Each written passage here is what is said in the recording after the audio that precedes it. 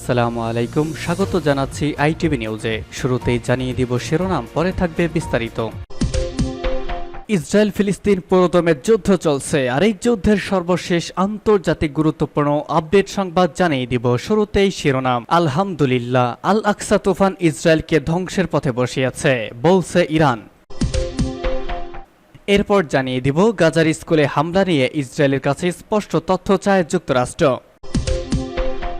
আরও থাকবে ইসরায়েলকে কাঠগড়ায় দাঁড় করাতে সম্ভাব্য সবকিছু করার ঘোষণা তুরস্কের প্রেসিডেন্ট রিসেপ তাইয়েপ এরদোগানের। এরপর রয়েছে রাশিয়ার 5টি ক্ষেপণাস্ত্র এবং 48টি ড্রোন ভূপাতিতের দাবি ইউক্রেনের। এরপর জানিয়ে দেব রাজনৈতিক উত্তেজনা কমাতে যে সিদ্ধান্ত নিলেন পাকিস্তানের সাবেক প্রধানমন্ত্রী ইমরান খান। এবং সর্বশেষ জানিয়ে দিব বিচারে দোষী সাব্যস্ত হলে ছেলেকে ক্ষমা করবেন না মার্কিন প্রেসিডেন্ট জো বাইডেন। এতক্ষণ শুনছিলেন সংবাদ শিরোনাম, এখন জানিয়ে দিব বিস্তারিত। আল আকসা তুফান ইসরায়েলকে ধ্বংসের পথে বসিয়েছে, বলছে ইরান। ইসলামী প্রজাতন্ত্র ইরানের সর্বোচ্চ নেতা আয়াতুল্লাহিল উজমা খামেনি ফিলিস্তিনকে মুসলিম বিশ্বের প্রথম ও সর্বাপেক্ষা গুরুত্বপূর্ণ ইস্যু হিসেবে উল্লেখ করেছেন। তিনি আজ ইসলামিক প্রজাতন্ত্র ইরানের স্থপতি উপলক্ষে এক জনতার উদ্দেশ্যে দেওয়া ভাষণে এই মন্তব্য করেছেন। আয়াতুল্লাহ খামেনি বলেছেন, ইহুদিবাদী ইসরায়েলের বিরুদ্ধে সঠিক সময়ে আল আকসা তুফান অভিযান পরিচালনা করা হয়েছে। এই অভিযানের ফলে ইহুদিবাদী সরকার এমন একটি পথ বেছে নিয়েছে যা তাকে ধ্বংস ও নিশ্চিহ্ন করে যাওয়ার দিকে এগিয়ে নিয়ে যাবে। ইরানের সর্বোচ্চ নেতা বলেন, ইহুদিবাদী ইসরায়েলের সঙ্গে আপোষ আলোচনার ব্যাপারে আশাবাদী হতে নিষেধ করে বলেছেন, ফিলিস্তিনি জনগণকে যুদ্ধের ময়দানে অবতীর্ণ হয়ে তাদের অধিকার আদায় করে নিতে হবে। একমাত্র যুদ্ধের মাধ্যমে দখলদার ইসরায়েলকে পিছু হটতে বাধ্য করা হবে। ইরানের সর্বোচ্চ নেতা বলেন, আল আকসা তুফান অভিযানে ইসরায়েল এমন আঘাত খেয়েছে যার ক্ষতি কাটিয়ে ওঠা তার পক্ষে সম্ভব হবে না। ফিলিস্তিনি প্রতিরোধ যোদ্ধাদের সঠিক সময়ে চালানো ওই অভিযানের ফলে ইহুদিবাদীদের সকল ষড়যন্ত্র ও কূট পরিকল্পনা ব্যর্থ হয়েছে। দখলদার ইসরায়েল এমন একটি অবস্থানে চলে গেছে যেখান থেকে আবার কোমর শক্ত করে দাঁড়ানোর সুযোগ পাবে না। গাজা উপত্যকায় ইসরায়েল যে ধ্বংসযোগ্য গণহত্যা ও টামচুপ চালাচ্ছে, ইহুদিবাদী ইসরায়েল পরাজয়ের সুস্পষ্ট প্রমাণ বলে মন্তব্য করেছেন আয়াতুল্লাহ উজমা খামেনি। তিনি বলেন, প্রতিরোধ যোদ্ধাদের সঙ্গে পেরে উঠবে না জেনেই তারা কাপুরুষের মতো গাজার নিরপরাধ নারী ও শিশুদের ওপর তাদের সব ক্ষোভ উগড়ে দিচ্ছে। গাজার স্কুলে হামলা নিয়ে ইসরায়েলের কাছে স্পষ্ট তথ্য চায় যুক্তরাষ্ট্র। গাজা স্কুলে বিমান হামলা নিয়ে ইসরায়েলকে পুরোপুরি স্বচ্ছ থাকতে বলেছে যুক্তরাষ্ট্র। গতকাল জাতিসংঘ পরিচালিত স্কুলটিতে ইসরায়েল বিমান হামলা চালায়।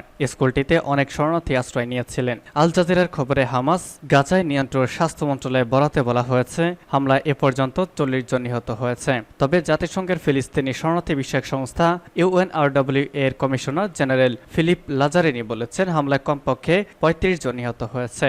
স্থানীয় সাংবাদিকেরা বিবিসিকে বলেছেন, নুসেরাতে শরণার্থী শিবির হিসেবে পরিচালিত ও ইউজকেলে সবচেয়ে অপরের তলার শ্রেণীকক্ষগুলোতে 2টি ক্ষেপণাস্ত্র হামলা চালানো হয়।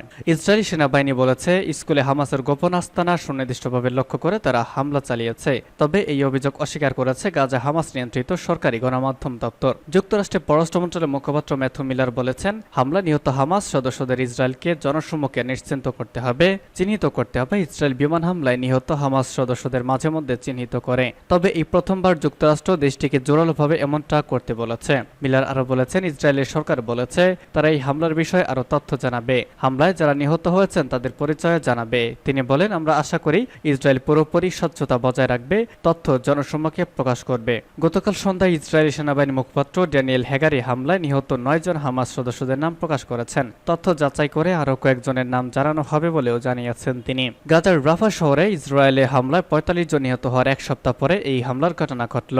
মিলার আরো বলেন, হামলায় 14 জন শিশু নিহত হওয়ার খবর শুনতে পেয়েছেন তিনি। যদি সেটি সত্য হয় তাহলে তারা সন্ত্রাসী ছিলেন না। ইসরায়েলকে কাঠগড়ায় দাঁড় করাতে সম্ভাব্য সবকিছু করার ঘোষণা এরদোগানের। রাফা হামলার কারণে ইসরায়েলকে কাঠগড়ায় দাঁড় করাতে সম্ভাব্য সবকিছু করবে তুরস্ক বলে মন্তব্য করেছেন দেশটির প্রেসিডেন্ট রিসেপ তাইয়েপ এরদোগান। কাতার ভিত্তিক গণমাধ্যম আল জাজিরার এক প্রতিবেদনে তথ্য জানানো হয়েছে। প্রতিবেদনে বলা হয়েছে, আমরা এই বর্বর ও খুনিদের জবাবদিহির আওতায় আনার জন্য যথাসাধ্য চেষ্টা করে যাব। তাদের মানবতার সাথে কোনো সম্পর্ক নেই। এরদোগান বলেন, রাফায় ভয়াবহ হামলার জন্য তার দেশ বড় বড় ইসরায়েলি প্রধানমন্ত্রী বেনে বেনিয়ামিন নেতানিয়াহুকে আটকে রাখতে সম্ভাব্য সবকিছুই করবে। তিনি বলেছেন, ৭৬ বছর ধরে চলমান এই নিপীড়ন, গণহত্যা ও অবিচারের বিরুদ্ধে প্রতিটি প্ল্যাটফর্মে তুর্কি আপত্তি জানায় এবং আমরা আমাদের সকল উপায়ে ফিলিস্তিনি জনগণের পাশে আছি। উল্লেখ্য, ফিলিস্তিনি সংগঠন হামাস গত বছরের ৭ অক্টোবর ইসরায়েলে আকস্মিক বড় ধরনের হামলা চালায়। এ সময় তারা প্রায় ১,১৭০ ইসরায়েলকে হত্যা করে এবং ২৫০ জনকে বন্দী করে। এখনও হামাসের কাছে ১২১ জন বন্দী হিসেবে আটক রয়েছে। এদিকে ৭ অক্টোবর ইসরায়েল গাজায় প্রতিশোধমূলক পাল্টা হামলা শুরু করে, যা এখনও চলছে। গাজা ইসরায়েলের অব্যাহত এই হামলায় ৩৬,৫০০ ফিলিস্তিনি নিহত হয়েছে। এদের অধিকাংশই নারী ও শিশু।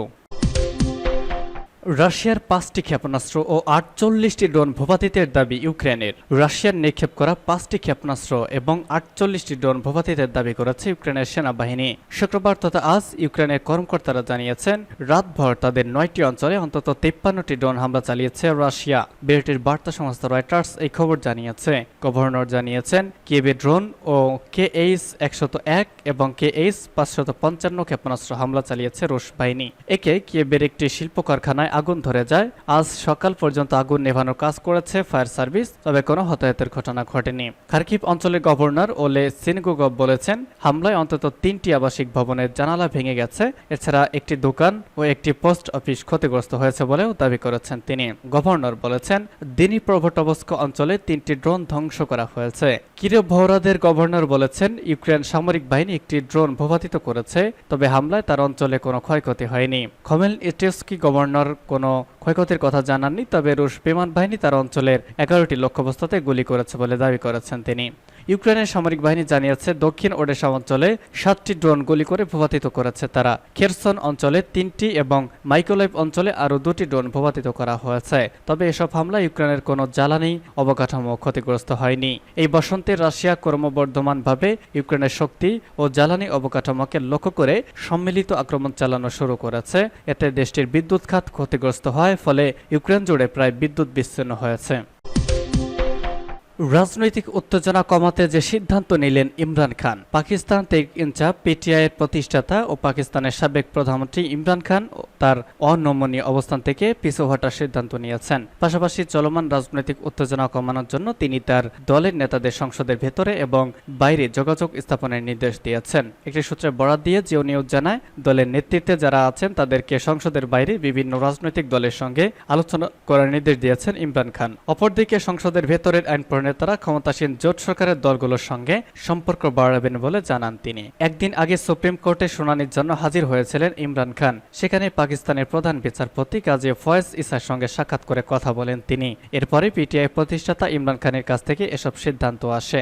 ন্যাশনাল অ্যাকাউন্টেবিলিটি ব্যুরো আইন সংশোধন সংক্রান্ত শুনানির সময় প্রধান বিচারপতি কাজী ফয়েজ ইসা পরামর্শ দিয়ে বলেন, পাকিস্তানের সমস্যার সমাধানে সাহায্যের জন্য ইমরান খানকে সংসদে যাওয়া উচিত, কারণ দেশকে সামনের দিকে এগিয়ে নিতে হবে। অপর একটি সূত্রে বরাত দিয়ে জিও নিউজ জানায়, রাজনৈতিক উত্তেজনা কমিয়ে দেশে অর্থনৈতিক স্থিতিশীলতা আনার বিষয়ে সরকারকে সহায়তার সিদ্ধান্ত নিয়েছে পিটিআই নেতারা।